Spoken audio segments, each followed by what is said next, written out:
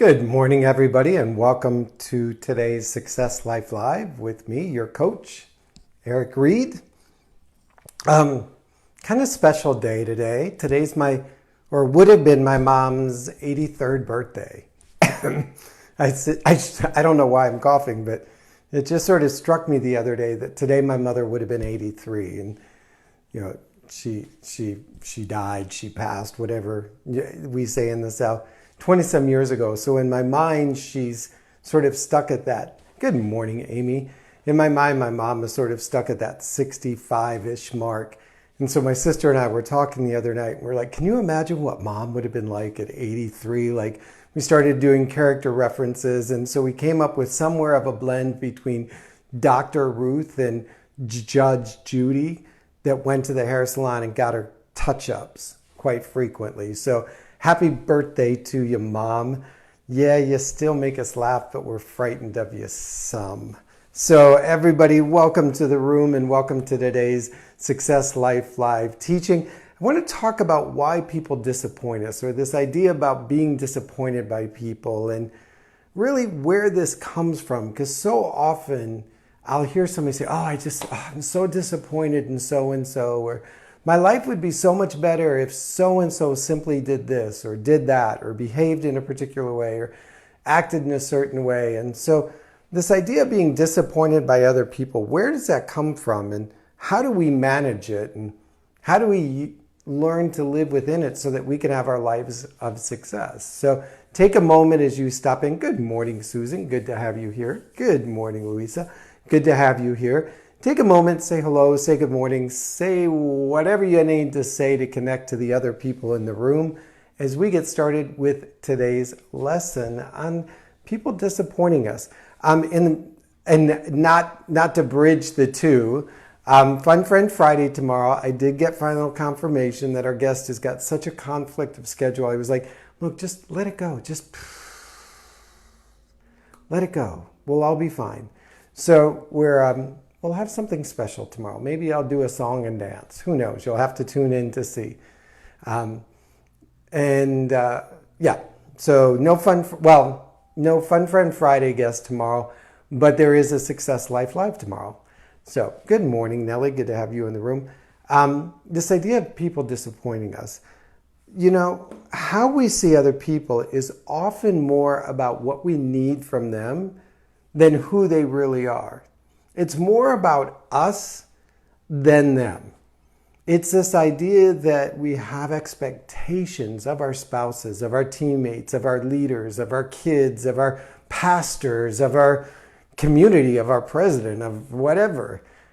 And then we end up walking around disappointed because they weren't able to reach or fill those needs.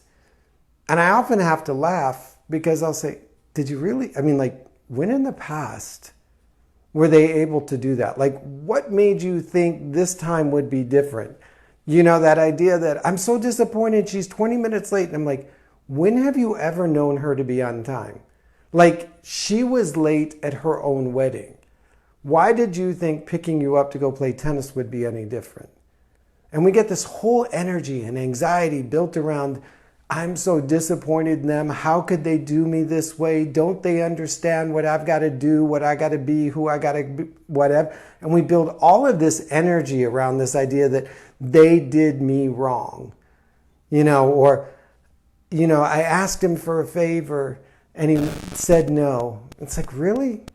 Isn't he the guy that sits on his hands when they ask for volunteers at church? Why do you think he would suddenly jolt up and say, I'd be happy to help you? And now you're walking around because something you were counting on to happen didn't happen, when in reality, there was no likelihood it was going to happen. And so one, you put your trust and faith in something that didn't exist, but two, you've spent a ton of energy going in the wrong direction, built on expectations of somebody, and half the time they couldn't deliver, and the other half of the time, you didn't communicate it to them. You didn't tell them what your expectation was. They were supposed to just mind read. As spouses will sometimes get, and men's spouses, we sometimes get accused of, you should have just known. You should have just known. Like, I can't believe you didn't see that. Like, where was your head? And I just stand there blank, like, I'm sorry, what? Like, frozen. I don't live inside your mind. I don't live in your perception and your needs and your wants. I should be attuned to them. Yes, I get that. But the idea that I should have seen it because you saw it is based on what you needed done for whatever reason you needed. And it wasn't maybe in alignment with the same thing that I was working on, thinking on, doing on. And then you get disappointed because they didn't see it. So when you start to go down this road, if they've done me wrong, I can't believe they treated me this way. If they only knew, then they would have done. They're always disappointing me. I don't know why they can't be the person I need them to be, blah, blah, blah, blah, blah, blah, blah. First, I got to do the fact check because I'm all about the reality check. It's like, okay, really? Like, really? Did you really believe that they would be able to do that? You ask your brother-in-law for some money to help with emergency expenses, and the man been broke since the day he was born, and he going to be broke 10 years after he's dead. Really, you put your expectations in a place that doesn't exist. Did you really expect her to be on time when she has never shown up and lost 3 jobs because of her attendance record? Come on, check the facts. Are you placing your needs in people that can't deliver because that's not in their skill set, that's not in their ability, that's not in their awareness, that's not in their character? And then the second thing is, have you communicated to them clearly your expectations, your wants, your needs, whatever it is? Have you sat down and said, it's vital that I be on time because whatever reason, if you don't think you're going to be able to do this, if this is going to be too much on you, please tell me now because I have other resources, opportunities, whatever, plan Bs that I can step into. But we think because we cast it out there that it will be responded. I often tease and talk about how I can go blank, especially with women's stories from the South, because women in the South have been taught to tell delicate flower stories about how they were getting ready for work and they were putting on their favorite red dress, you know, the one that they got at Macy's, you know, the Macy's Mother's Day sale, the one that Mama and I always go to together because we've been doing it since we were little girls. And so I got my little red dress on, the one from Macy's that Mama wasn't there this time to buy because, you know, she passed. And as I was getting in the car, I noticed this noise and I kept on going to work and everybody at work was talking about my red dress and I explained to them and I'm like staring blank when what I was supposed to hear is, wait a minute, what was that noise in your car? Do you need me to fix it? Blah, blah, blah. Instead, what I get is, I can't believe you let me drive around for 2 weeks in a car that was making that kind of noise that could have blown up. It's like, excuse me. There was so much information coming at me, so many different things, so many different layers that I couldn't hear what you needed and you didn't ask me. And so therefore, when I didn't deliver, I disappointed you. Maybe if you communicated your needs, wants, and desires, you would be disappointed less often in the world. So you got 2 responsibilities before you walk around the world and telling everybody, I can't believe he did this to me. He so disappointed me. He let me down. He did me wrong, blah, blah, blah. One, you got to check the facts. Can that person really honestly deliver? Can they show up where you need them to show up? Can they be who you need them to be? Has history proven it, or are you hoping for the exception to the rule because it satisfies your needs, wants, and desires? And then 2, you got to check to make sure you're communicating, being clear on your wants, needs, and desires. And I'm just going to tell you, ladies, we're men. We are programmed for one thing only. Hunt the bear, kill the bear, bring it home. And we do one thing at a time, and we do it in order, and we're not very good at it sometimes. So don't overwhelm us with all these facts and stories and pink dresses or red dresses from Macy's that Mama and you. Don't bring all that up in there. Communicate clearly. I need this because. And when you communicate clearly and directly, and you place your trust in them, all right. But, like I said, how we see people is more often about what we want or need than who they really are. And we waste so much energy and so much history and so much life talking about how 4 years ago, or when you were in third grade, your little brother, uncle, cousin, whatever, did you wrong, and you can't believe they ever would do something to you like that because you family, and family doesn't do that to each other, and you get on this whole pedestal of how they failed to meet your needs and expectations. You got to take some responsibility for it. I've learned in life to learn to see people who they are, to really look in close, to look at their history, look at their patterns, look at their behaviors, figure out what they have to offer and what they can achieve best at, and then live within that. Because my expectations of them may not be their expectations for themselves, and it may not be divine's expectations for how they should live life.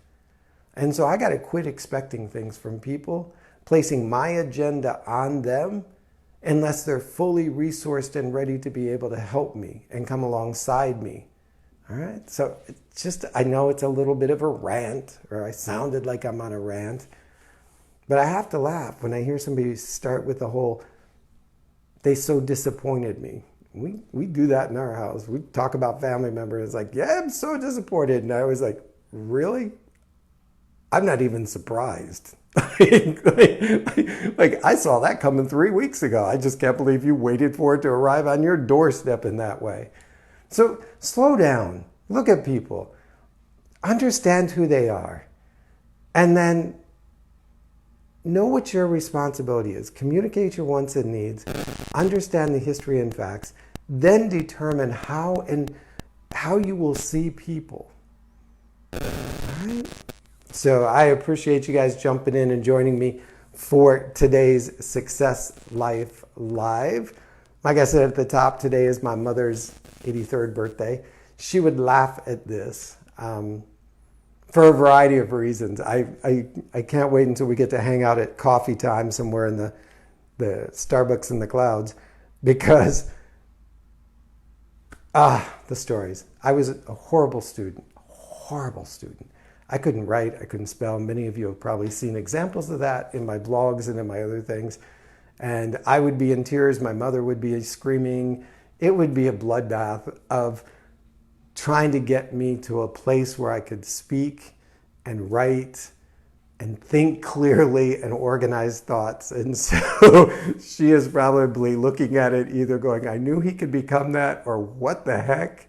Who is that kid? So tossing it up to you, Mom, either laugh or stand in pride. Either way, I am the man you made me into. So it's on you, girl.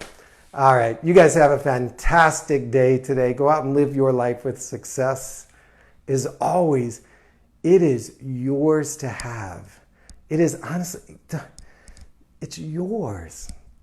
If we could fully see all that is for us, the abundance that waits for us, the opportunities and the choices that we get to make in our life, and that we get to do it from our own self, from the center being of who we are. Man, we would jump out of bed and run to the shower and race through our days. But so often, again, we're not using the right vision. We're not holding the right perspective. We're not believing in who we are. And so I want you today to own that. Own that. If in the silence of driving to work, you stop and go, you know what? I am worthy. I am worthy. It has been said, and I am taking it. I am standing on that for the rest of the day. And just keep repeating it in your head. That's living life with success. So go out and live your life with success today. And I love seeing you, my sister BC. You are a joy. You are a gift. You are an inspiration. You are a leader. Thank you for being here today with me. And thank you for checking out the blogs and the website and all the things that you do as a community. I will see you tomorrow morning for Success Life Live at 8 a.m. Bye-bye.